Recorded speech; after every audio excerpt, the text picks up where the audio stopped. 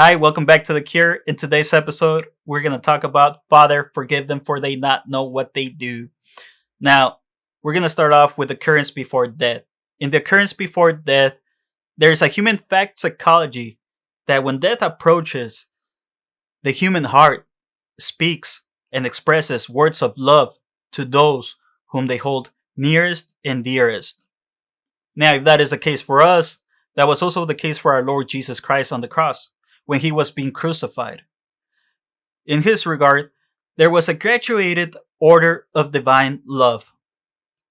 His first words were expressed to his enemies, the second to the sinners, and the third to the saints. His first words were, Father, forgive them. His second words were, you will be in paradise with me.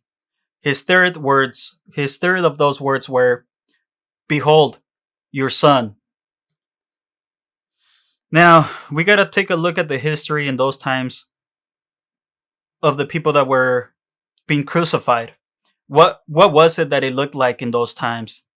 Well, the typical crucifixion or the typical person or occurrence of somebody being crucified, it would look like what Seneca tells us. Seneca says that in those times, people would either curse the day they were born, their executioners, their mothers, or would even spat on those people that looked up to them. And Cicero also says that sometimes things would get too intense that they would have to cut out the tongue of the person that was being crucified, because sometimes those blasphemies would be too intense. Now, if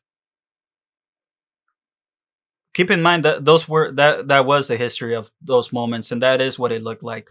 Now, that's what everybody around our Lord Jesus Christ while he was being crucified was expecting. That's what they thought. That's what the norm was in those times. Now, the Pharisees, they did have something different in their mind. They thought in the midst of that garnishing and excruciating pain, our Lord would give up whatever appearance he was trying to uphold with his preachings. We can bring up the preaching of do good to those that hate you, or love your enemies. The Pharisees thought that all that preaching, all that preaching, it was all gonna come down in those final moments of going through that garnishing, excruciating pain. Now, if we look at it, the only people that really understood what was in the heart of our Lord in those final moments, it was the three at the foot of the cross. And what was it that was in the heart of our Lord Jesus Christ in that moment? Everybody around was expecting certain cries, and nobody but those on the foot of the cross expected the words that our Lord Jesus Christ said.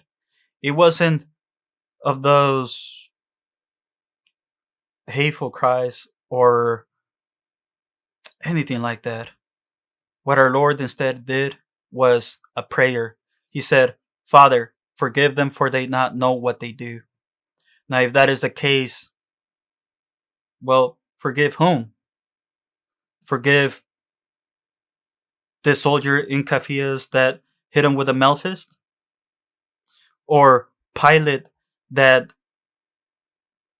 decided to give up our Lord for the friendship of Caesar? Or Herod that robbed him of his wisdom in the garment of a fool? Or the soldiers that pinned him down to the cross? If we really knew if they really knew what they were doing, if they really knew that they were shedding the blood of the only person that can redeem them, if they really knew that, they would be lost and they would be damned. But it is not wisdom that saves us, it is ignorance. That is also the reason why the fallen angels, there's no redemption for them. In the fallen angels, they are creatures that their intelligence is far exceeds ours. Our intelligence doesn't even compare to theirs. It makes our intelligence look like that of a child, to be so clear as if 2 plus 2 2 plus 2 equals 4. Now, if we look at that, that means that they were fully aware of whatever they were doing. And they were fully aware of all the actions that they took in disobeying our Lord, and that's why they became fallen angels. And that is also the reason why they were excluded from those words of Father, forgive them for they not know what they do, because they were fully aware of what they were doing. And it goes back to the saying, it is not wisdom that saves us, it is ignorance. Now, if that is, and now in a like in a like manner, sin. If we really understood what sinning was and continued to keep on sinning, and if we knew, if we really knew the love of the incarnation that was that went in the incarnation, and our Lord giving us the bread of life, and if we really knew the truth of the church and his mystical body, and continued to avoid the church and separate from it and disregard it and being ignorant to it and acting like pilots that decide to choose a friendship over our Lord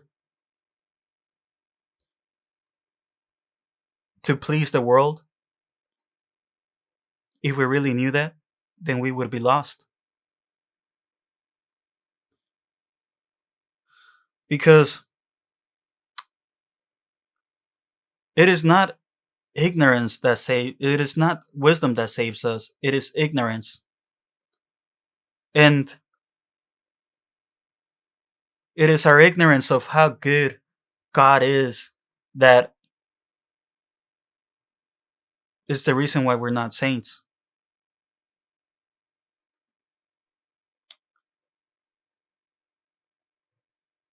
We shouldn't aspire to we shouldn't aspire the wisdom of the world, such as why we move the way that we move, why the sky looks the way that it looks, the stars, the moon, the galaxies.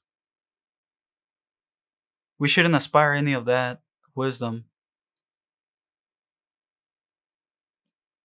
Instead, what we should aspire is to be ignorant of all that and aspire only to know the true wisdom that came from the cross, from our Lord Jesus Christ being crucified, from his tide redeeming love and sacrifice that he did for us on the cross.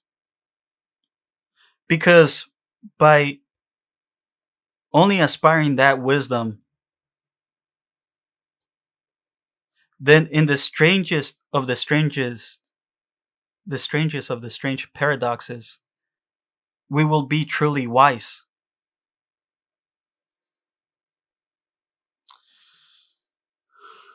Well, until next time, I hope you guys enjoyed the episode and Hope to see you guys again next time. Make sure you like and you subscribe, and share it to everyone out there. And feel free to support the channel.